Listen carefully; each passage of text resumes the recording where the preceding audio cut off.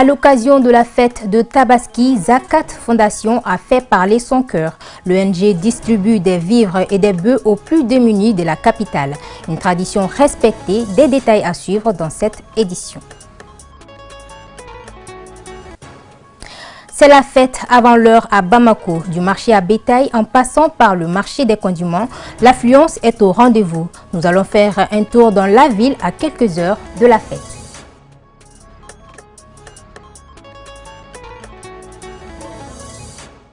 Merci de nous recevoir sur ORTM2. Bonjour à tous, bienvenue dans cette édition. Tout d'abord, ce communiqué. Le ministre du Travail, de la Fonction publique et du Dialogue social communique en application des dispositions de la loi numéro 05-040 du 22 juillet 2005 relative aux fêtes légales en République du Mali. La journée du mercredi 28 juin 2023, Eid el-Kébir, fête de Tabaski, est chômée et payée dans toute l'étendue du territoire national. Fait à Bamako le 27 juin 2023. Zakat Fondation, dans sa traditionnelle opération de don, a offert des sacs de riz, de sucre et des bœufs. Selon les organisateurs, le but de cette donation est de donner le sourire aux bénéficiaires en cette veille de la fête de Tabaski. C'était en présence des autorités communales dans les quartiers de Nyarila et de Bakodikoroni. Aïssata Dit Kumbakane et Lala Diara Touré. Des sacs de sucre et plus d'une centaine de bœufs destinés à des personnes nécessiteuses des 6 communes de Bamako. Ces gestes humanitaires et des Zakat Fondation. C'est une rencontre habituelle qui est devenue une tradition. La Tabaski est une fête. Et pendant cette fête-là, le souhait de chaque famille, c'est de pouvoir faire la fête autour des plats où il y a au moins de la viande. Et c'est là aujourd'hui notre objectif. Notre objectif, c'est de pouvoir apporter des bœufs et de la viande. Des bœufs à des associations, à des administrations, à des services administratifs qui peuvent avoir accès à des personnes vulnérables, en espérant, Inch'Allah, que le jour de la fête, ils pourront avoir de la viande sur leur plat. Le représentant du ministre des Affaires religieuses, du culte et des coutumes a remercié les donateurs pour ces gestes qui est de nature à rapprocher les uns des autres. Il a en outre invité d'autres à emboîter les pas aux bienfaiteurs. Nous sommes effectivement comblés de joie parce que vraiment de par ce qu'ils font, c'est des dons vraiment c'est des dons qui sont destinés vraiment aux démunis et puis c'est Zakat Fondation qui sont vraiment agréés dans le bien cadre de tout le monde. Donc ils sont vraiment très satisfaits de ce qu'ils font. Les représentants des différentes associations bénéficiaires ont quitté les lieux tout comblés. À leur tour, ils sont appelés à distribuer de la viande aux personnes nécessiteuses dans leurs localités respectives. Cœur heureux, Zakat Foundation épanouit le visage des couches vulnérables. Plus d'une centaine de personnes viennent ainsi de bénéficier des kits alimentaires composés de viande et de riz à la veille de la fête de Tabaski.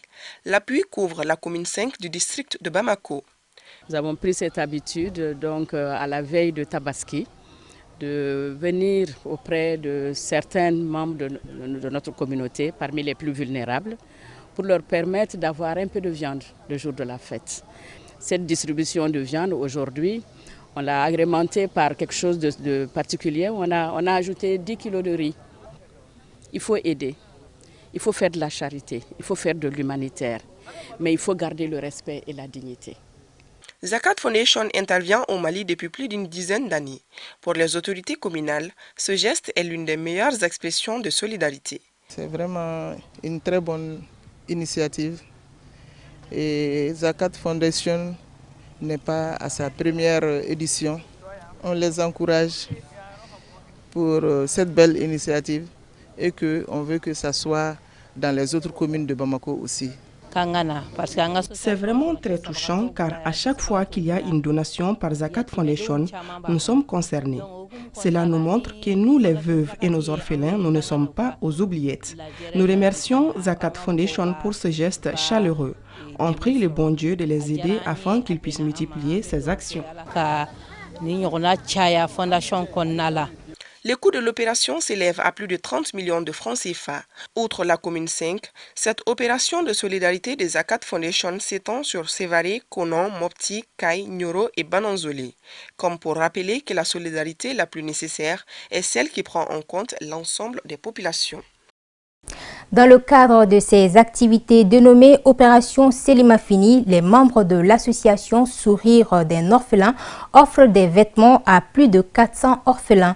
La cérémonie de donation a eu lieu à l'école franco-arabe Ali Timbo de Kalabankoura. C'était en présence de Saloum Konaté. Comme à l'accoutumée, l'association Sourire d'un orphelin vole au secours des enfants en situation difficile. C'est là à travers une remise de vêtements. L'initiative, qui est à sa 6e édition, s'inscrit dans le cadre des activités de l'association qui s'est fixé comme objectif de redonner l'espoir aux orphelins.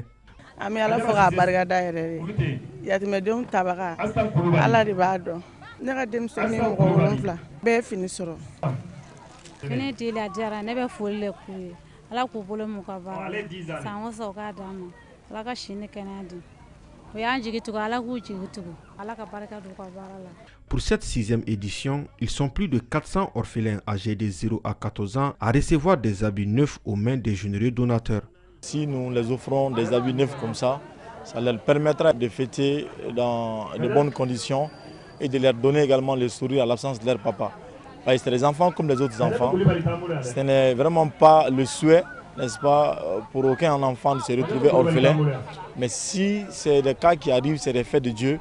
Les membres de l'association Sourire d'un orphelin appellent toutes les personnes de bonne volonté à rejoindre l'association afin de venir en aide aux personnes en situation difficile.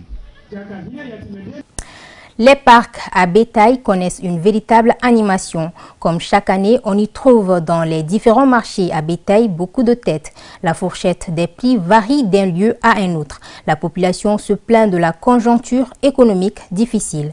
On assiste souvent au marchandage entre acheteurs et vendeurs. La hausse des prix des moutons s'explique selon les vendeurs par de nombreux facteurs dont le coût du transport pour acheminer les animaux à destination, l'aliment bétail entre autres. Certains acheteurs sont donc obligés de faire le tour des parcs animaliers ou voir du côté des vendeurs ambulants, espèrent trouver leur bélier d'ici demain.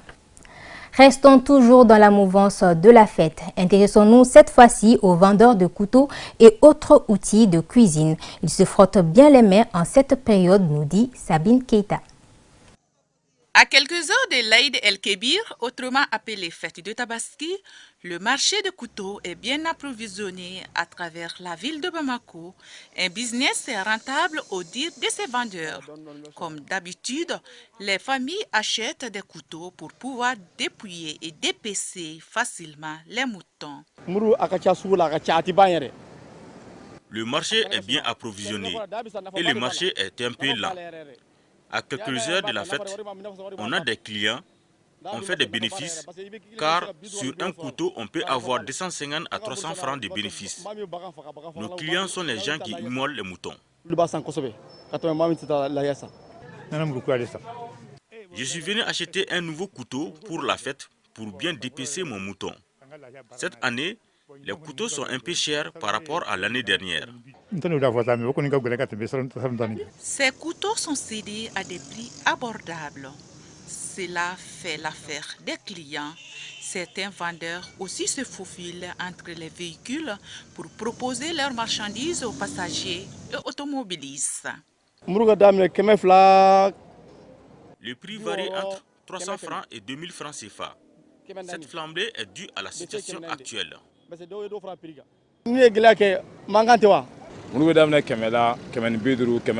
Chez moi, le prix varie entre 500 et 2000 francs CFA. Il n'y a pas assez d'affluence, mais j'arrive à subvenir à mes besoins. Il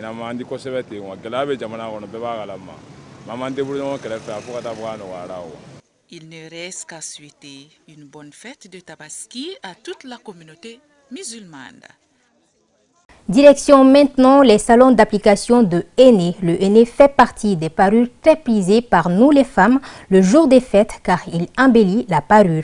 L'une de nos équipes de reportage conduite par Lala Diara Touré a fait le tour dans ces salons suivant son reportage. Les fêtes de Ramadan et Tabaski sont des occasions pour les femmes de mettre en avant toute leur beauté et leur charme.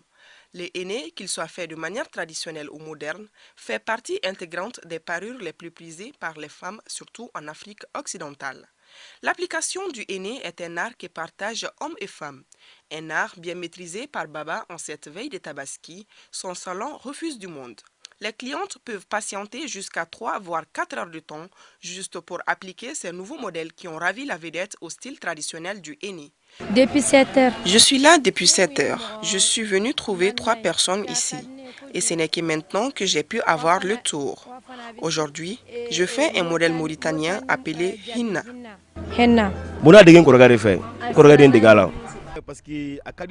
J'ai appris à faire les henné aux côtés de mon grand frère qui les faisait aussi. Actuellement, ce sont ces modèles que les clientes préfèrent. La manière d'application du henné a vraiment évolué. J'ai créé moi-même mes dessins et c'est vraiment apprécié de la clientèle. Certains prétextent que c'est plus rapide et que cela ne nécessite pas d'appliquer des produits chimiques sur la peau directement. Les modèles et les couleurs varient en fonction du goût des clientes. Les henné traditionnels ou farafinjabi me causent des problèmes dus aux produits chimiques qu'on applique sur la peau. En plus, celui-ci est plus pratique. C'est ce modèle qui est en vogue actuellement et c'est ce que je préfère. En plus, c'est plus rapide que les henné traditionnels.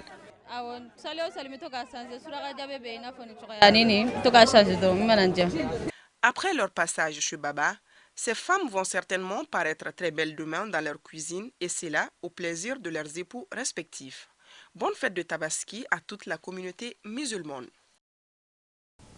Du côté du marché de Wonida, les consommateurs sont à pied d'œuvre pour s'approvisionner en quantité des produits de première nécessité.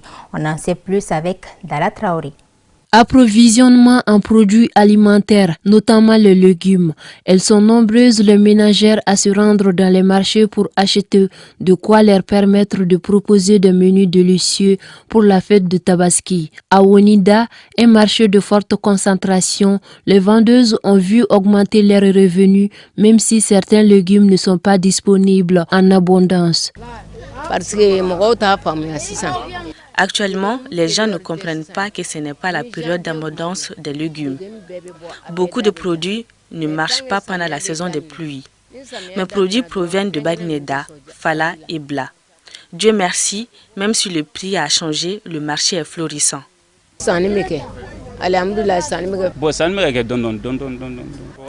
Dieu merci, ça va. Mais certains conservent leurs produits pour augmenter les prix à l'approche de la fête. Chaque année, c'est la même réalité. Je suis venu acheter les condiments pour demain. Je constate qu'il y a certains articles manquants sur le marché et nous ne savons plus quoi acheter. Nous connaissons les périodes d'abondance de certains légumes. On les conserve et on les fait sortir à l'approche de la fête pour les vendre cher.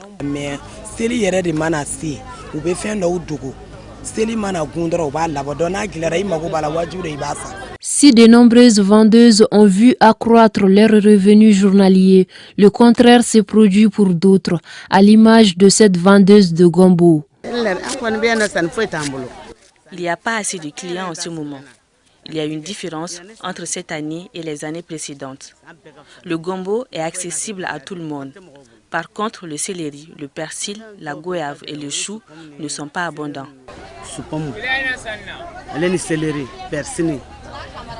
Eu égard à l'engouement pour le marché de légumes, on peut dire sans risque de se tromper que les conditions sont réunies du côté des ménagères pour ce qui concerne les menus du jour. Ainsi prend fin cette édition. Grand merci à vous de l'avoir suivi. Je vous donne rendez-vous demain à la même heure. Bonne suite de programme sur ORTM2.